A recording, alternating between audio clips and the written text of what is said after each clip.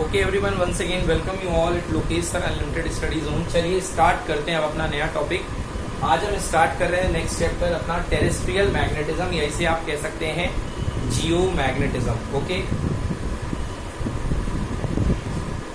इस चैप्टर में हम इस टॉपिक में हम अर्थ के मैग्नेटिज्म के डिफरेंट कंपोनेंट्स के बारे में पढ़ेंगे कि अर्थ के मैग्नेटिज्म के कंपोनेंट कौन कौन से होते हैं। ठीक है ना। ये चैप्टर थोड़ा सा आपको शुरुआत में अनईजी लगेगा, मुझे भी लगा था जब मैंने पहली बार पढ़ा था। धीरे धीरे आप इसमें कॉन्फिडेंस बिल्डअप कर पाओगे, एकदम से आपको मजा सा नहीं आएगा। ठीक है ना, क्योंकि ये चीजें आप पहले कभी जानते नहीं हो ना, आपके कभी टच में था। ठीक है ना, और एकदम नई नई बातें पता चलेंगी। तो चलिए बच्चों देखते हैं कि है क्या मामला। बच्चों सबसे पहले ये अपनी अर्थ है, ये अपनी अर्थ है। वैसे तो अर्थ को सब लोग गोल बनाते हैं, बट आपको पता है कि अर्थ जो है इक्वेटर पे थोड़ी सी चपटी हुई है और पोलर पार्ट पे थोड़ी सी दबी हुई है ना। मतलब एग्जैक्टली स्फेरिकल नहीं है अर्थ, इस तरीके से अर्थ है अपनी। ओके, अब बेटा देखिए, ये अर्थ की बिल्कुल सेंटर से जाने वाली एक एक्सिस है बच्चों, जिसको आप बोलते हो ज्योग्राफिकल एक्सिस। ओके, इसे आप क्या बोलते हैं बेटा? Geographical axis, geographic axis,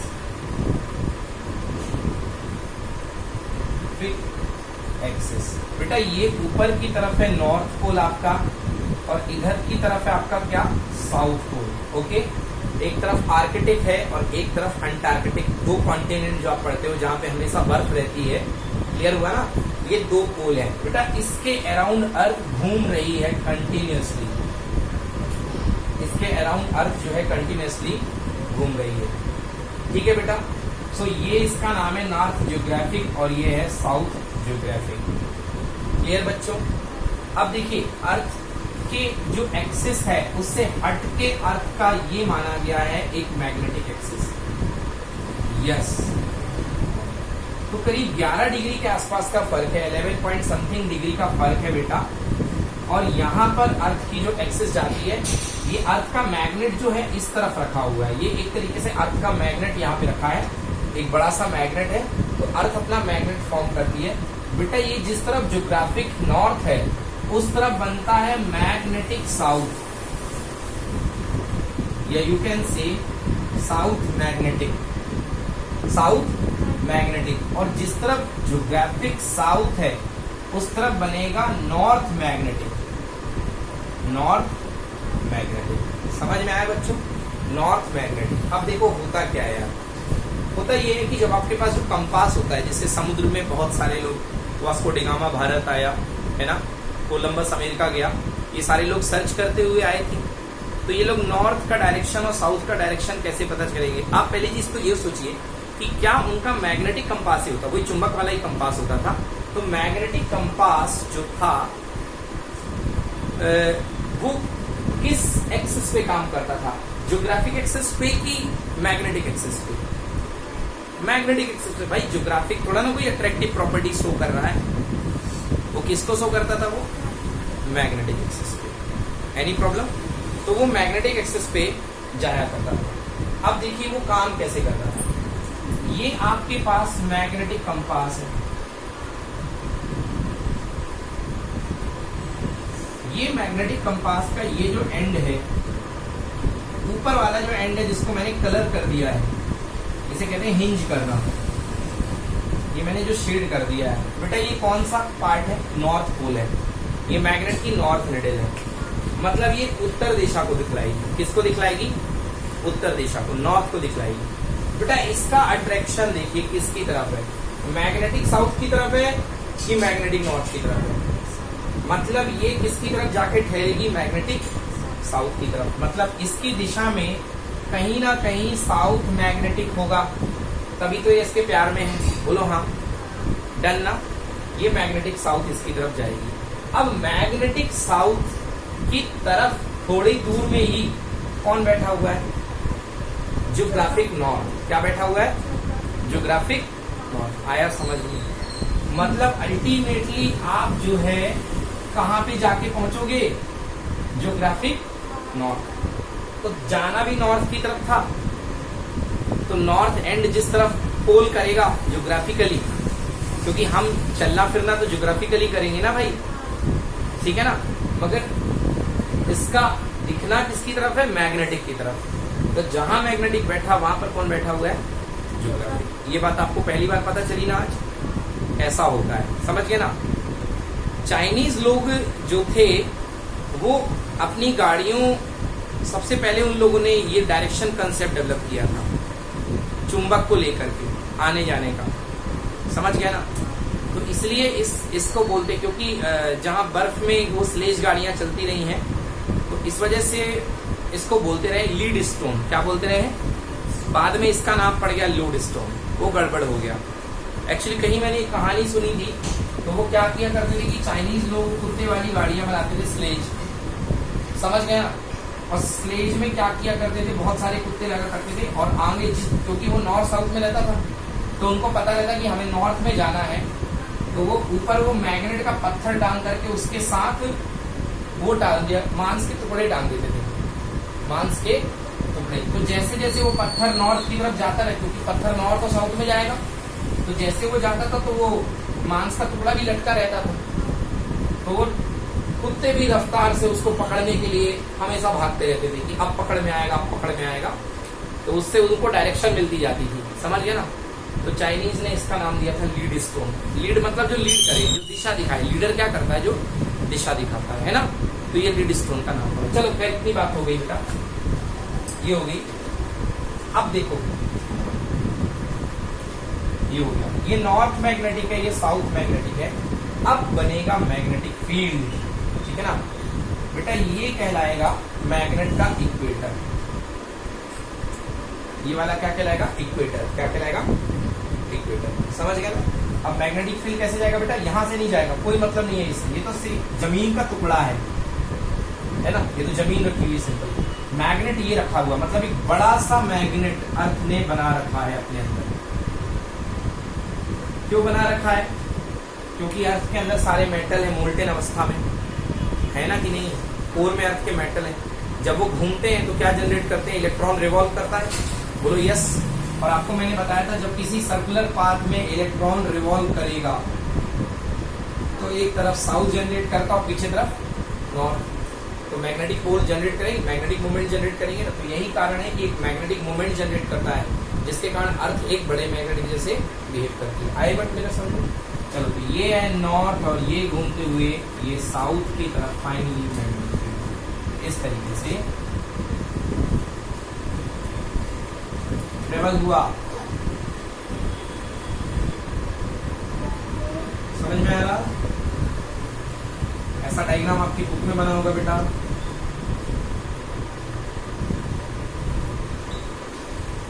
north से निकले साउथ में गए, क्लियर हुआ। तो ये है भैया जियोमैग्नेटिज्म, ठीक है ना। अब इसी को बोलते हैं टेरेस्ट्रियल मैग्नेटिज्म, ठीक ना। इसी को बोलते हैं टेरेस्ट्रियल मैग्नेटिज्म। अब आओ भाई सारी बातें हम पढ़ते हैं एक एक करके, ठीक ना।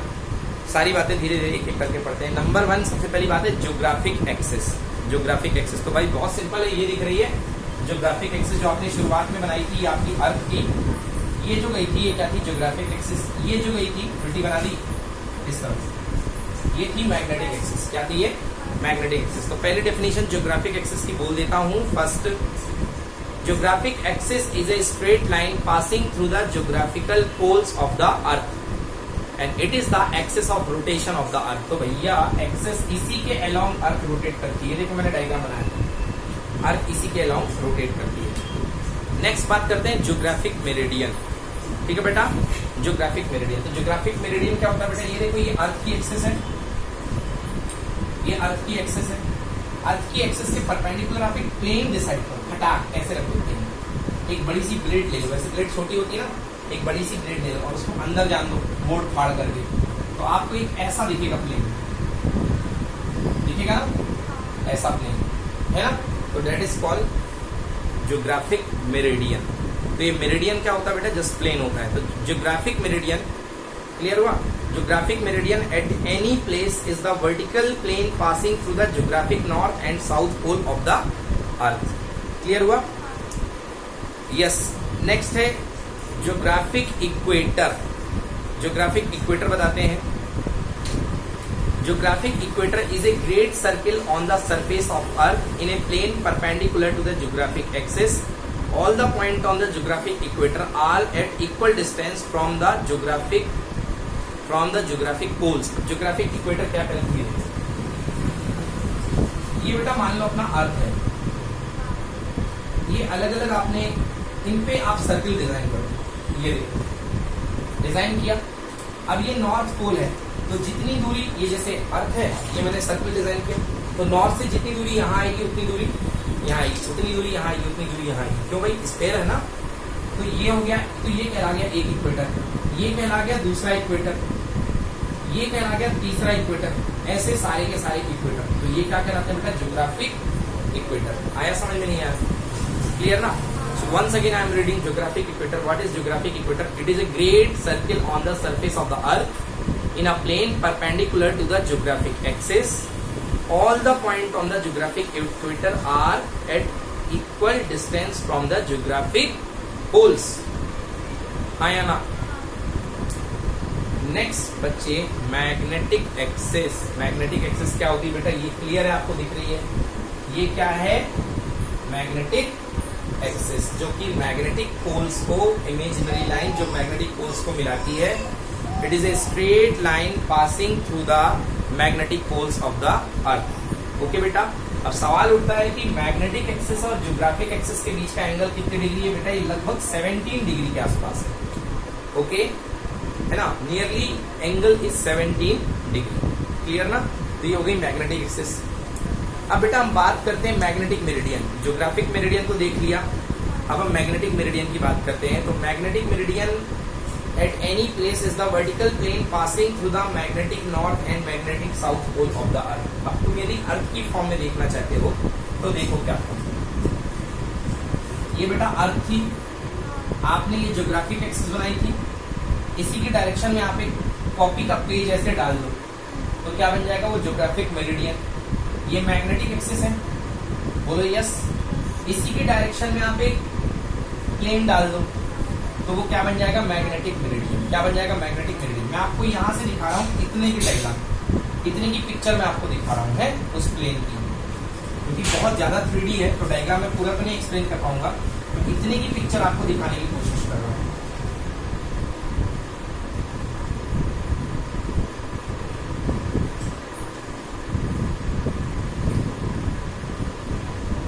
दिखा बेटा? ये वाला जो है ये है ज्योग्राफिक मेरिडियन, और ऐसा जो जा रहा है बेटा ये वाला एंगल, ये क्या है? Magnetic meridian. आया? कॉपी के 2 पेज की जैसे, जैसे कॉपी के 2 पेज आप रख लो है ना, ऐसे तरीके से ये अंदर फंस जाएगा इसके, है ना, ये अंदर फंस जाएगा। तो ये आ गया ज्योग्राफिक मेरिडियन, और इस पे अंदर फंस करके ऐसे निकलेगा, ये क्या होगा? Magnetic meridian. क्लियर हो गया? तो ये कहलाएगा मैग्नेटिक मेरिडियन। ज्योग्राफिक मेरिडियन और मैग्नेटिक मेरिडियन के बीच का जो एंगल बनता है बेटा, इसको बोलते हैं एंगल ऑफ डेक्लिनेशन। क्या बोलते हैं? एक मिनट बेटा देख लें तो, हाँ correct, it is the angle of declination. क्या है ये? Angle of declination. ठीक है ना? यस। और ये हर प्लेस टू प्लेस में वेरी करता है बेटा। हाँ, नेक्स्ट बात करते हैं मैग्नेटिक इक्वेटर की।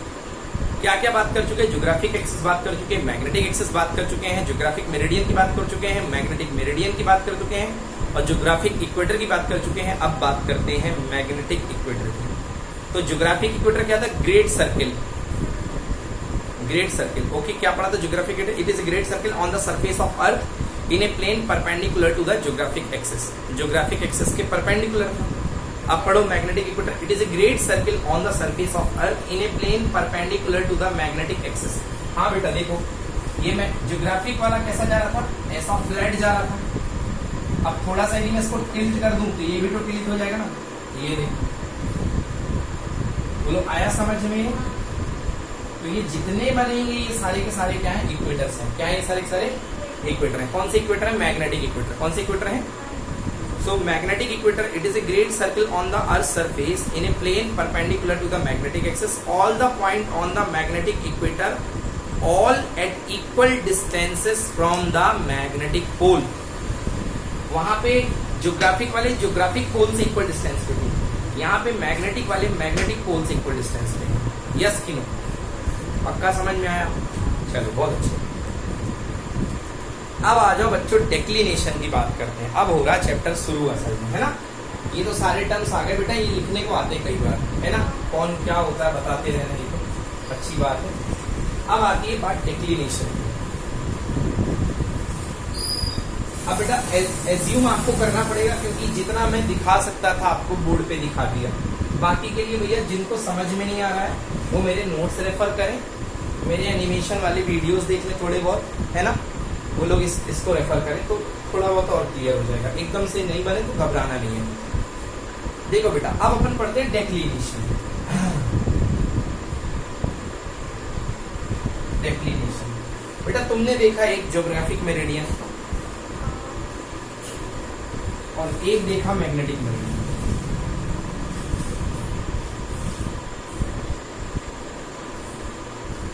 काफी बेटा, ये पीछे वाला जो पन्ना दिख रहा ना, ये क्या है? Geographic meridian. क्या है ये? और ये जो आगे वाला फ्लैट पेज आपको दिख रहा ना, ये क्या है बेटा? Magnetic meridian. बेटा पीछे तो मैं नहीं बना सकता हूं ना, अगर बनाऊंगा भी हद से हद कोशिश कर लूंगा तो लो, इससे ज्यादा नहीं बना सकता। अब आप कंफ्यूज मत होना, पीछे वाला ज्योग्राफिक है, आगे वाला क्या है? मैग्नेटिक है। अगर दूसरी नजरों से देखोगे तो आपको ज्योग्राफिक आगे दिख रहा होगा, मैग्नेटिक पीछे दिख रहा होगा। समझ गया ना? क्योंकि ये 2D को मैं 3D को मैं 2D बनाने की कोशिश कर रहा हूँ, तो दोनों में कंफ्यूजन है, ठीक है ना। बट फिलहाल अभी ज्योग्राफिक पीछे है और मैग्नेटिक आगे है। समझ में आ गया बेटा? इस समय ये ज्योग्राफिक और मैग्नेटिक के बीच में, जो खुली किताब के दो पन्नों के बीच में जो एंगल आपको दिख रहा है बेटा मेरे, ये एंगल कहलाता है मैग्नेटिक डेक्लिनेशन। क्या बोलते हैं?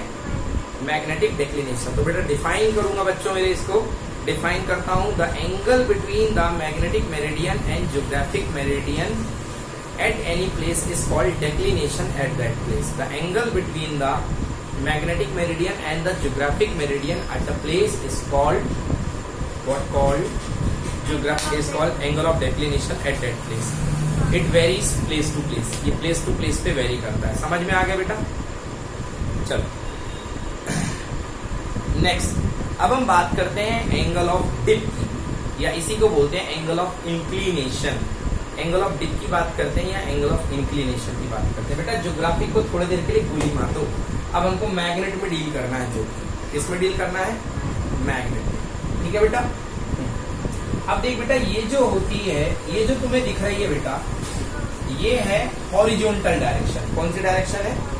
हॉरिजॉन्टल। मैग्नेटिक मेरिडियन में थोड़ी देर के लिए इसको भूल जाओ, ये थीटा तो हो चुका, थीटा हो चुका। तुम डरो ना, इसलिए मैं इसको मिटा देता हूँ। ये लो भाई, मैंने इसको मिटा दिया, एक्सक्यूज मी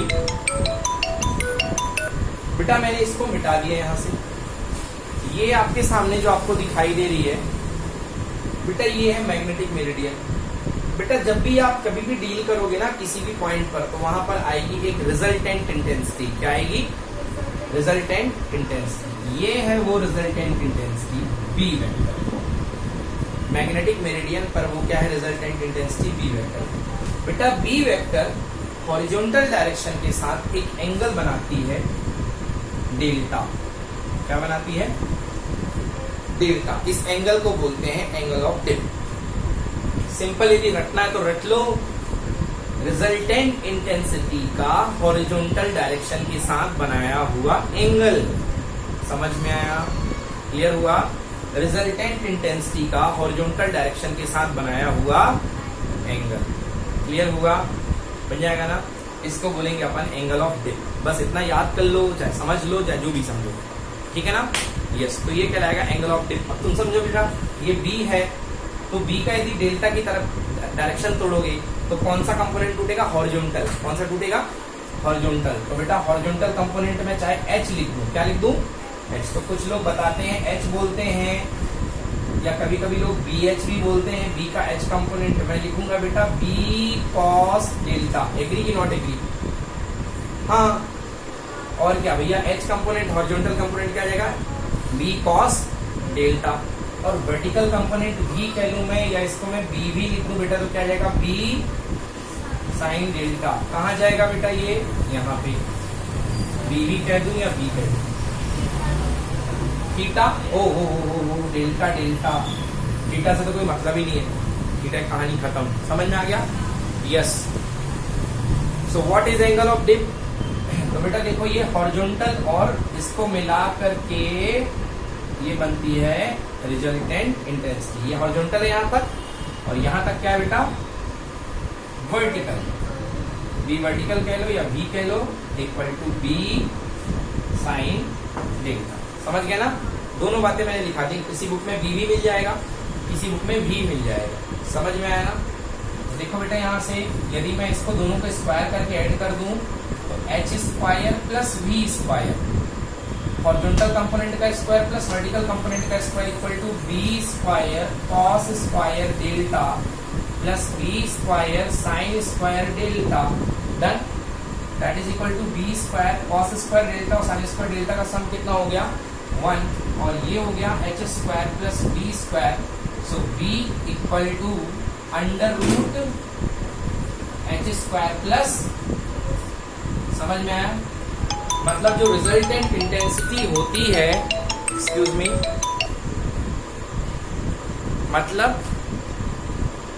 मतलब जो रिजल्टेंट इंटेंसिटी होती है मैग्नेटिक मेरिडियन में, वो रिजल्ट होती है किसका? हॉरिजॉन्टल कंपोनेंट का और वर्टिकल कंपोनेंट का। Okay, refer to the notes. I am defining here angle of dip बेटा। एंगल ऑफ डिप और एंगल ऑफ इंक्लिनेशन बोलते हैं इसको। Okay, the angle between the horizontal component of earth magnetic field, कहाँ है बेटा horizontal component of earth magnetic field? This H. The angle between the horizontal component of earth magnetic field and the earth resultant magnetic field and the earth resultant magnetic field at a place is called angle of dip और angle of inclination at that place. आया ना बेटा समझ में? Clear हो गया? बन जाएगा ना? हाँ।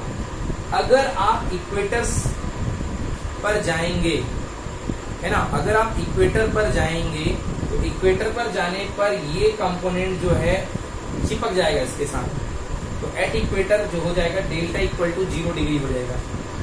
इक्वेटर पर जाने पर कितना हो जाएगा? At equators, at equator delta equals to 0 and at poles पे आ जाएंगे तो डेल्टा इक्वल टू 90 डिग्री। लिख लो बेटा, एट इक्वेटर डेल्टा, इक्वेटर पर एंगल ऑफ डिप की वैल्यू इक्वेटर पर 0 degree and delta at poles equal to 90 degree. At poles it is equal to 90 degree.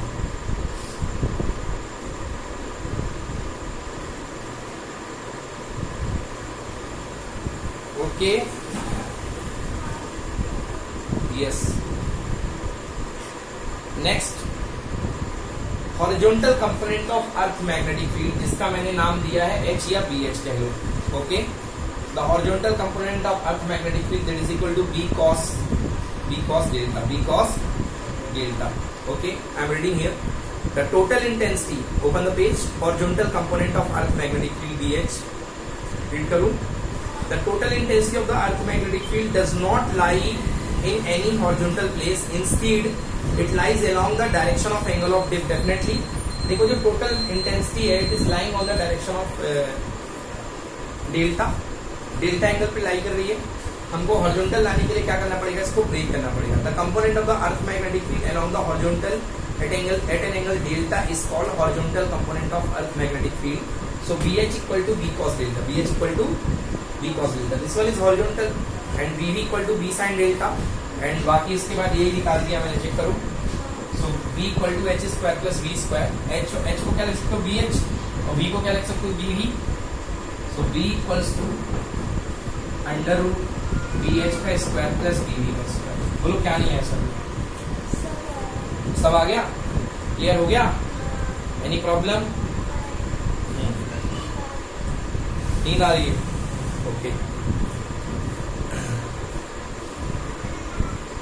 Okay students, next अगला है topic अपना tangent law, Hindi में कहते हैं स्पर्शज्या नियम।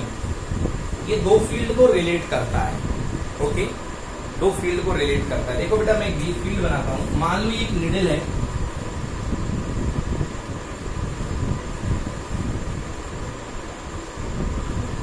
ये निडल ओके, तो ये जो निडल है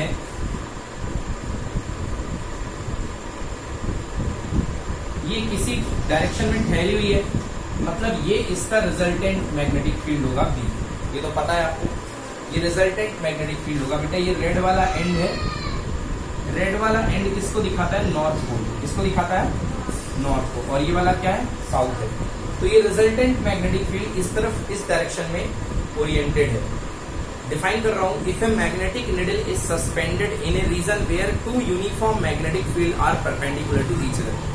इस रीजन में दो मैग्नेटिक फील्ड एक दूसरे के परपेंडिकुलर है। बेटा ये वाला मान लो B1 और इसके परपेंडिकुलर एक और फील्ड मान लो B2। तो क्या समझ में आया? इसके और इसके रिजल्टेंट में ये मैग्नेटिक नीडल ठहरी हुई है, यही तो होगा।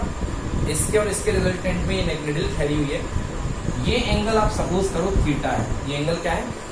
थीटा है। तो चलिए कैलकुलेशन कर लेते हैं बेटा। मैं क्या लिख सकता हूँ बेटा? B1 को लिख सकता हूँ, B1 is equal to mod B cos theta. हाँ या ना? क्योंकि B1 cos कंपोनेंट में जाएगा, डाउन साइड है, तो ये फर्स्ट हो गया। B2 इज इक्वल टू बेटा mod B sin theta. Number 2 बेटा 2 से 1 को डिवाइड कर दो, क्लियर हुआ? So B2 by B1 is equals to B sin theta divided by B cos theta. इससे ये cancel. So B2 by B1 is equal to कितना हो गया? tan theta. So B2 is equals to कितना हो गया? B1 tan theta. मतलब एक फील्ड दूसरे फील्ड का tan थीटा टाइम्स होता है। क्या होता है? एक फील्ड दूसरे फील्ड का tan थीटा टाइम्स होता है। चलिए, तो ये तो हो गया पूरा का पूरा टेंजेंट लॉ। मैंने डिफाइन भी कर दिया, प्रूव भी कर दिया, डिराइव कर दिया। अब पढ़ता हूं इसका statement. If a magnetic needle is suspended, refer the notes, if a magnetic needle is suspended in a region where two uniform magnetic fields are perpendicular to each other. देखो, दो मैग्नेटिक फील्ड एक दूसरे के क्या थे? Perpendicular थे each other. The needle will align itself along the direction of the resultant field. Yes, look here, the magnetic field finally align the direction of the resultant magnetic field, okay, field of the in the direction of resultant field of the two fields at an angle theta, at an angle theta, such that the tangent of the angle is the ratio of the two fields. Yes, ये क्या बोल रहा है? tangent of the angle theta का tan किसके equal होगा? Ratio of the two fields के। ठीक है ना? कुछ ऐसा अलाइन करेगी निडल अपने आप को कि उस एंगल का टेंजेंट, जो एंगल एक फील्ड के साथ बना रही है, दोनों फील्ड के रेशियो के इक्वल होगा। दिस ये है केवल टेंजेंट लॉ। ओके स्टूडेंट, तो ये थी हमारी सारी प्रोसेस इस चैप्टर से, जियोमैग्नेटिज्म से। अब हमारा लास्ट सेगमेंट बचता है इस चैप्टर में, जिसमें हम पढ़ेंगे, अभी तक हमने मैग्नेट के बारे में पढ़ लिया। देखिए, इस चैप्टर में हम 3 पार्ट कवर कर रहे हैं। पहला पार्ट हमने पढ़ा पूरा मैग्नेट, पढ़ लिया ना, और उसकी प्रॉपर्टीज कर ली। दूसरे में हमने पढ़ लिया बच्चों जियोमैग्नेटिज्म, जिसमें हमने अर्थ के बारे में सब कुछ पढ़ लिया कि अर्थ का मैग्नेटिज्म क्या होता है, कैसा, कहाँ इंक्लिनेशन एंगल, डिक्लिनेशन एंगल और एंगल ऑफ डिप, उसी को एंगल ऑफ इंक्लिनेशन बोलते हैं। याद आया ना आपको? और अब लास्ट टॉपिक बचा बच्चों, कल हम पढ़ेंगे मटेरियल के बारे में। मतलब कल हम जानेंगे बच्चों मैग्नेटिक मटेरियल कितने टाइप के होते हैं, कैसे कैसे बिहेवियर होते हैं, कौन कौन मैग्नेट के प्रति खिंचाव महसूस करता है, कोई ज्यादा महसूस करता है, कोई कम महसूस करता है। तो डिफरेंट टाइप ऑफ मटेरियल को कल हम कैटेगराइज करेंगे। आधे घंटे में उस वीडियो को हम फिनिश कर लेंगे। फिर हम नया चैप्टर स्टार्ट करेंगे जिसका नाम है electromagnetic induction. Okay, so thank you for being with us. Stay safe, okay, be happy, thank you, good night.